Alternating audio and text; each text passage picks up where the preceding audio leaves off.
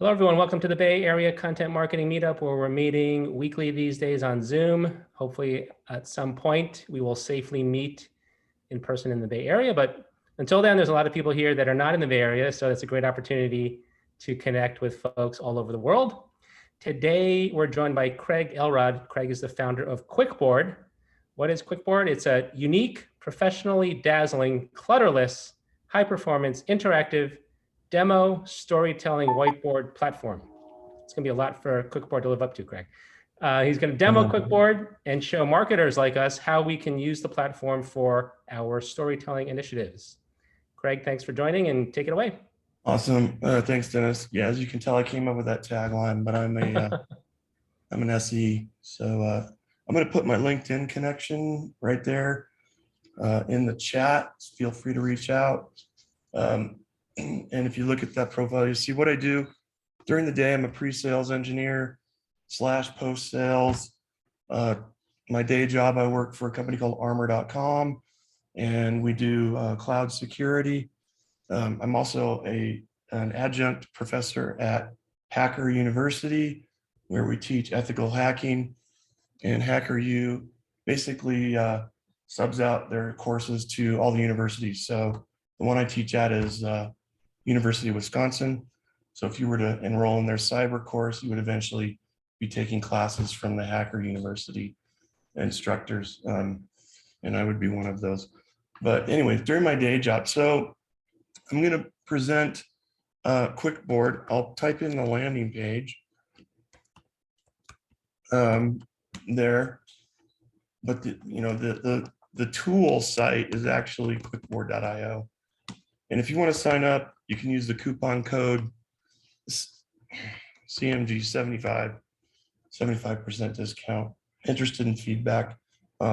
So why I created this, like all marketers, I'm looking to sell the sizzle. As you can see, I have my own little light board over here, and those are all the craze. I think VMware and Amazon use them quite a bit in their videos about explaining technical things. And so after I got my light board, I went out and looked at all the whiteboards. Miro's popular. Lucidchart has one called Lucid Spark. And I didn't see any doing what I wanted it to do, so I built my own called QWIKboard. And it's really meant to be an online version of a light board in that it has neon colors, dark background, but you can use QWIKboard with a light board. And so how that's important is if you're on a light board and you have a class, you can share out your URL and your students can comment, and it will show up on the screen. Apologies for the simple question, but I'm not familiar. What is a light board? Can you explain? Sure. So if you just Google light board in YouTube, you'll see a ton of technical people. I have a small personal version, it's like 44 inches, but that unit was around $3 grand. They have these large ones that take up a whole room, and they have technical presenters that stand behind it with a camera in front, and the video's flipped. So when you're writing behind it, it actually looks like you're writing in the direction that the audience can read it. Got it. And it's really cool. It's snazzy. It's flashy. It's got the neon colors, and you put network diagrams on it. They look really cool. So that's what a light board is. I'm going to share my screen first, actually, show you why I did this. So what you see here is I'm logged into QWIKboard, and I've pasted in a network diagram. This is of an architecture in Amazon, the Amazon cloud. And this would be something I would do even during my day job selling as a pre-sales engineer. I would want to explain some concepts. And I can take this URL and I can paste it in the chat, and you guys can even connect in on that and start drawing. It works best with an iPad with a pencil. But what I've done is I've taken this URL and shared it to my iPad over here. And now you should be able to see me drawing. Of course, it's not going to work at this moment, right? Right when I need it to. I'm going to do a refresh. Hang on. I'm going to rebuild and hope this works. There we go. So I just drew a check mark there. And how this is useful is if I'm sharing a screen, you can see this, I might be talking to a technical audience and I may have to illustrate, okay, this is where you're going to log into. This is where you're going to jump to. I might change colors and say, this is your attack box. And you're maybe going to, do some ethical attacks against these victims over here. And then maybe we'll try it again, but this time down here, we'll block the attack and I'll show you how, our product stops that. So that's typically how I would use it on a sort of a pre-sales engagement. I've built these into videos. I'll send the YouTube channel link and that shows how to use all these things. Yeah, please make it, draw some happy faces or whatever. Make it exciting. But this kind of snazzes up your presentation. It keeps, it's an engagement level. You can, and where it works out really well for SEs is it turns into a conversation piece around discovery, right? So we can now dig deeper into customer requirements. We can take note of those. And of course, the salespeople are on the phone taking notes, jotting everything down and figure out how they can sell into the environment. So that's really what this was created for. And in the YouTube channel, you'll see how I use it with a light board. It's kind of complex, but what I'm doing with this, and I was really doing this to solve, and there are other little startups out there solving this problem of what's the next big, sizzle, right? We've got social media, we've got YouTube, we've got Twitter, Instagram. What's the next thing I can use to get people's attention? And I call it the demo problem in the sales engineer space. And that's how I was using QWIKboard. Happy to get your feedback. But what I'm doing now is actually pivoting that, still solving the demo problem in cybersecurity, but I'm building a demo platform to actually run products in the cloud so that you can demo them. And marketers, we're looking for volunteers. I'll just throw this out there. Whatever, if you've got a particular interest in marketing, content marketing, you can help us. We're looking for people. We're technical guys. We write cloud scripts all day. We don't do marketing. So, I'm sure there's plenty of things we're doing wrong, including this ugly bug right here, which I'm going to have that replaced. But how this is going to work is you'll come in here and say, well, I need a solution for endpoint detection, but I really don't know how it works. I want to test a vendor. Well, we can test Komodo here by launching the demo. Right now it goes to a form, but when this is fully built out, it will launch some cloud scripts on the back end, present a new web interface where you can log into the environment, this environment specifically, and you can do some ethical hacking on your own to see if the product actually works. So that's where we're taking that. This originally started out as the solution, and then I realized I wasn't solving it in the way that I needed to. And that's where Red Locust came about.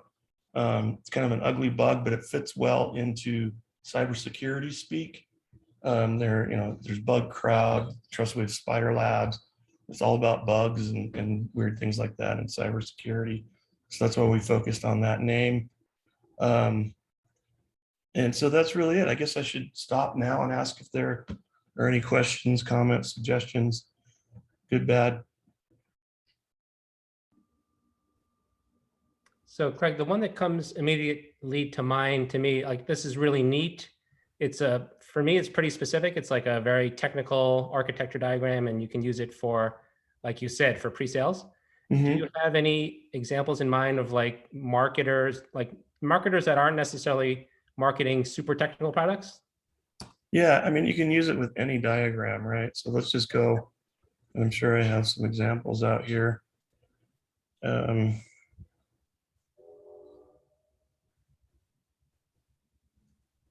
That's going to be, well, here's a good one, right? Let's say you're a developer and you want to talk or illustrate. Oops, what happened? I didn't say it was free from bugs. Here we go. This is an agile model. Maybe you want to speak to this with your teams. But you could basically paste any picture in here and illustrate. You can even do it with kids' books. What I found is when I leave this open on my desk and my 7-year-old comes around, instantly he starts coloring all the colors. He comes up with some amazing stuff, actually. So I'll go out and Google, just basic black and white motorcycle sketches, right? I'll download them and paste them in here, and he'll do those. Or pictures of like dogs or cats or whatever, and he'll start coloring them. And they actually turn out really amazing. It can be used with just about any kind of diagram or picture for that matter. There is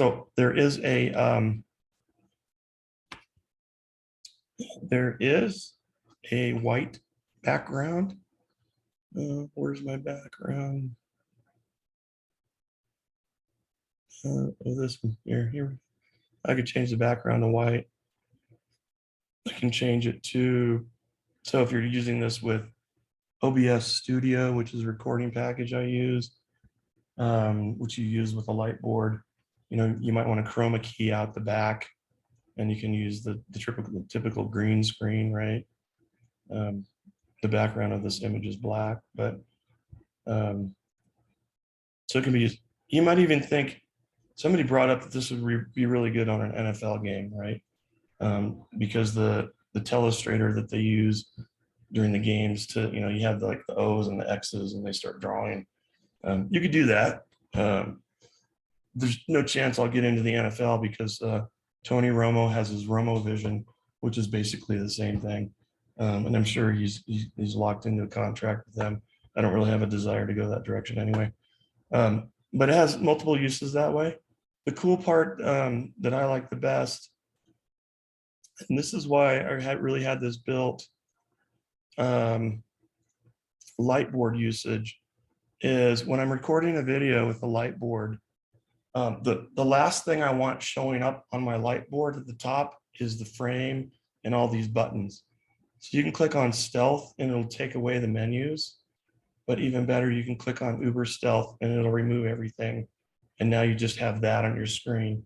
So when you're on a Lightboard, you can actually page through different images, but you can't really do that on a Lightboard physically because it's a physical piece of glass.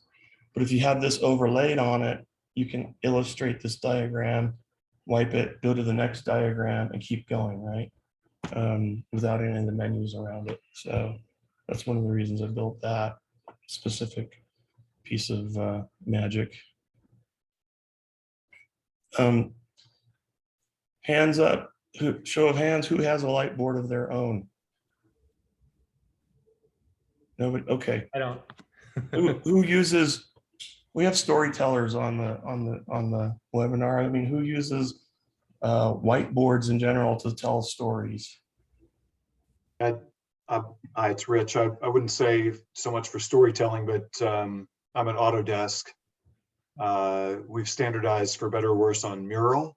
Right. And so I'm involved in, especially in the pandemic, remote work, an inordinate number of, hey, let's get on a Zoom and share a mural. And it's, I guess we're saving money on Post-it paper, literally, but it's, it has its use, as we've all then also been indoctrinated in the Luma Institute, design thinking.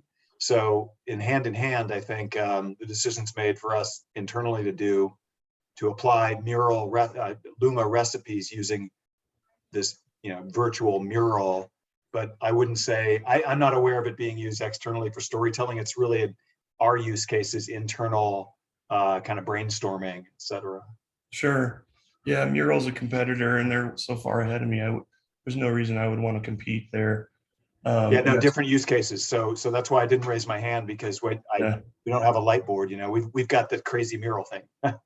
Yeah, but that's a good product though.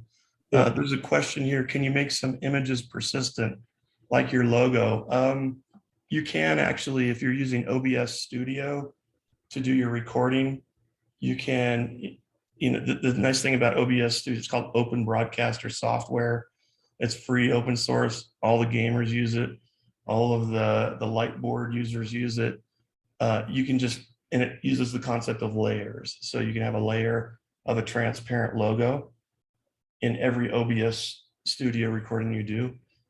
It isn't built into QWIKboard, but we could easily do that, right? We could easily, in fact, that was one of the more advanced features I was eventually going to do was, corporate branding, so that every time you bring it up, it has your logo, your color scheme, the way you do business, and maybe a tagline, maybe even a ticker tape at the bottom, I don't know. But you can do it in OBS Studio. I suppose if it ever advances into a full-fledged product, then we may make those changes. So earlier you were talking about kind of, like paging through different things if you're giving a presentation or walking through things. Does this have the ability to have different tabs, or can you have those different images sort of pre-loaded or pre-queued up, or do you have to sort of save and open the new one each time? You can just open multiple tabs, which is what I do. On the roadmap is a pagination feature. What I really want to do is, because there's all these new content creation tools like PictoChart that are sort of trying to replace PowerPoint. You can export, like if you develop a 10-deck presentation in PictoChart, you can export it as individual PNGs, and it will zip the file and send it to you. So my goal was to take a zip file like that, drop it onto this space, and have it automatically build out each storyboard, and you'd be able to toggle through each of those boards individually.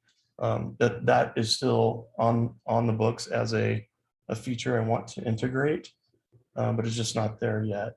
Obviously the goal is to make,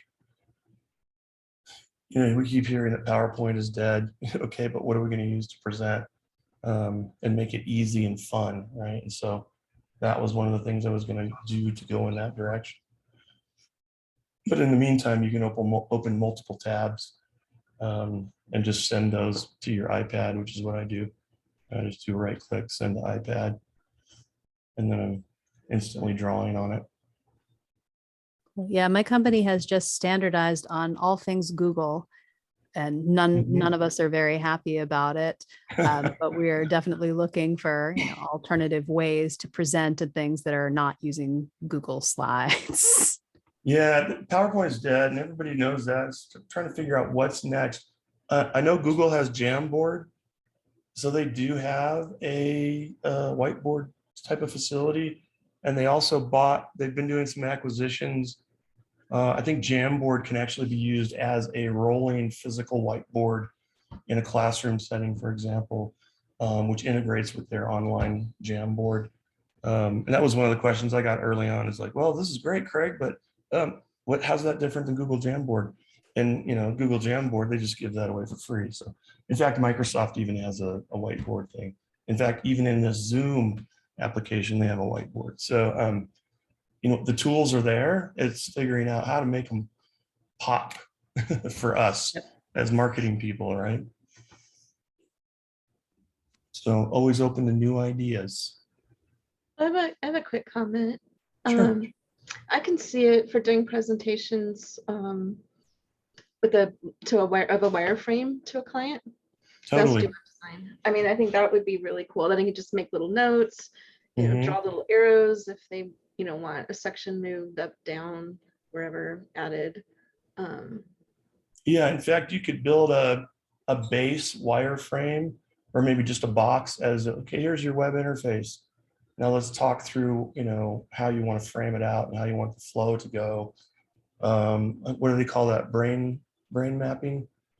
Mind mapping, kind of. Yeah, I use that too. I use like a whole myriad of tools for that.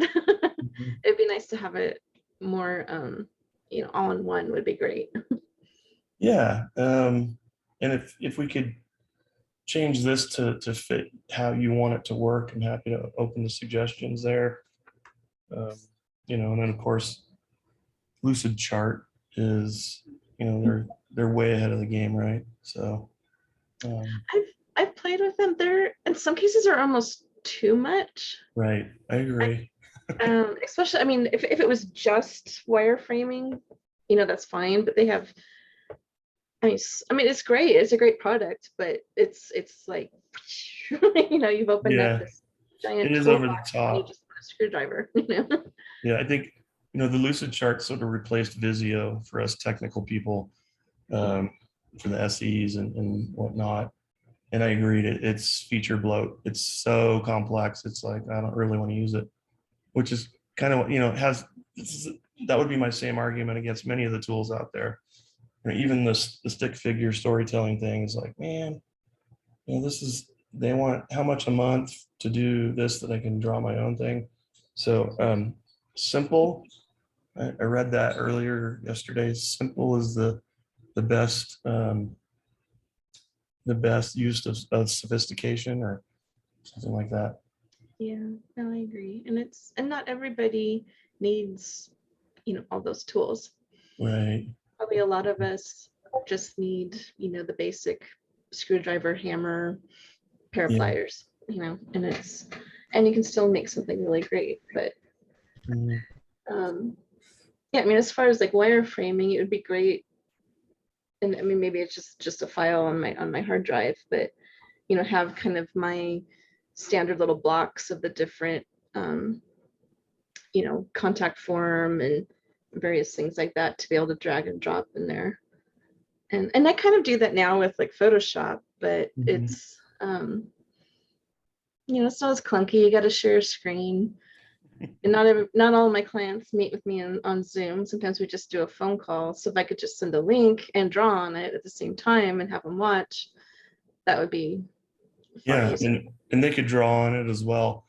And that's huge, right? So this is definitely, you know, born out of the 2020 pandemic. Everybody's remote now. How do we do things that, you know, we can't do in person anymore? But we could easily, you know, just with a phone call and a link, you don't need Zoom.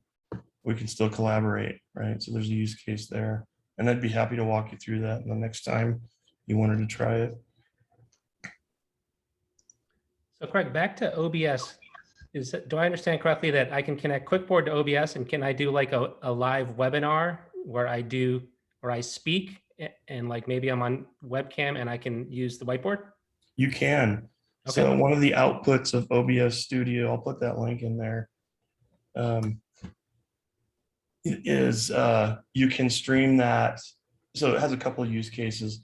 One is you can record a video, or you can stream it, which is what all the Twitch gamers do, right? Or you could stream it to YouTube. So the answer is yes. So you could build your layered Lightboard, QWIKboard, company logo, you know, have your environment all set up so it's sort of standard, and then you could just go in and start streaming. Cool. Or recording. Yeah, what comes to mind to me is I know Rich is a big fan of Whiteboard Friday from Moz. They're like short SEO lessons, and they write out the entire physical whiteboard before the recording. It's on demand, and then they go through the lesson and they point. But like I was thinking an SEO lesson could be where you start to build the whiteboard on the fly almost. You could, yeah, you could totally do that.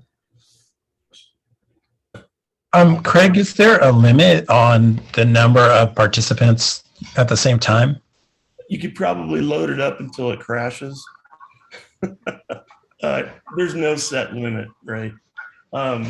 We don't impose a boundary, but it is running on a virtual machine in Amazon Cloud, T3 large, I think. So eventually you're going to run out of sockets. You know, if you wanted to do a denial of service on us, you could try that. I don't, you know, if you'd have a hard time breaking it, I think. I mean, you could probably get up to 100 people and it might slow down, but I guess that would be a use case we would test. And I think we have auto scaling turned on so that if it starts to become under resource intensive, it'll start replicating and growing itself so it can service everybody, which is one of the benefits of the cloud. Cool. Also, I think like, I mean, I like Jamboard, but it's so basic. I think people would really like to have something a little more functional. So that could be a good niche for you guys. Yeah, and I agree. And a lot of those larger companies are like, yeah, this is a feature, we'll throw it in for free. And they don't do a whole lot of development around it. And so there's plenty of room for innovation and marketing people to come in and say, no, we're going to change the way we do things.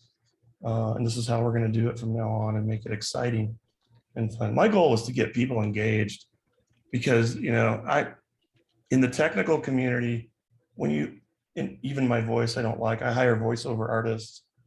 But if you hop on a technical video, if it's more than 3 minutes long, I won't even listen because the presenters, they're engineers and they're boring and they drone on and you fall asleep and I'm already multitasking off, you know, I'm on Facebook or something. I don't even, so the goal is to fix that. I call it the demo problem. But you know, we're in the attention deficit economy. And, you know, even though Google's going to try to get all their employees back in the office, I'm sorry, everybody's remote now. I don't think that's going to change. You know, and now we've got virtual reality coming around the corner. You know, how's that going to fit in and how are we going to make that useful? And how does that play into this whole, you know, marketing thing, which I don't have answers for. I only have my latest tools and toys that I built. So I don't know, how long is your webinar? we can go anywhere from now until the top of the hour. So we'll see if folks, do folks have any other questions? I can, I'll see if I can find my YouTube channel and put that in. You can figure out how to use QWIKboard with a whiteboard. You can switch and we'll find it. As you're doing that, Craig, I have a question about your background. So your full-time role is in cybersecurity, and I'm sure that keeps you busy. It really What does. inspired Yeah. you to do these side businesses or these ventures, like side gigs, if you will? Yeah, so I moved to Silicon Valley. I actually lived in San Jose until 2014, and then I moved here to Colorado. I started out at Cisco Systems as a technical marketing engineer. And so, you know, the art of selling the sizzle with technology has always been just sort of a passion for me. And I've always, you know, ever since I've been looking for how to do my craft better, to make it more exciting, to do something different, think outside the box. So I might be sort of a marketing person, a closet marketing person inside. But the whole thing of technical marketing and the goal of that sort of label is, you know, take something from engineering and make it fit the customer's requirements, but do it in a way that, you know, grabs their attention. For a lot of content people, it's like, let's make sure the symmetry is there. The design has to look right. You know, it can't look like a 1990s web page anymore. You know, so I've just always been interested in that kind of thing. Very cool. Yeah. Other questions? Perhaps Sumit, or do you have a question or comment? So I think this is really good presentation. Thanks. But we actually work mostly on developing user experiences and all, and using products like Content Stack and others. Are there is there an ability to incorporate live demos in there? Or like so that, let's see, a live demo. The way that we would do that is if your demo, okay, I guess the answer to your question is no. That would be sort of a roadmap thing, and that's something that I would want to do. It's a roadmapped item in that instead of placing an image in QWIKboard, could you place another web interface into a live demo? right. The trick is a web browser within a web browser. That technology is not out there yet. We would have to custom build that. And I think at the moment, just because we're a startup, we don't have funds for that, right? Because you would have to, I suppose you could do it with, you know, this whole thing is built on top of Sketchpad, a JavaScript library, but we added the pretty things around it.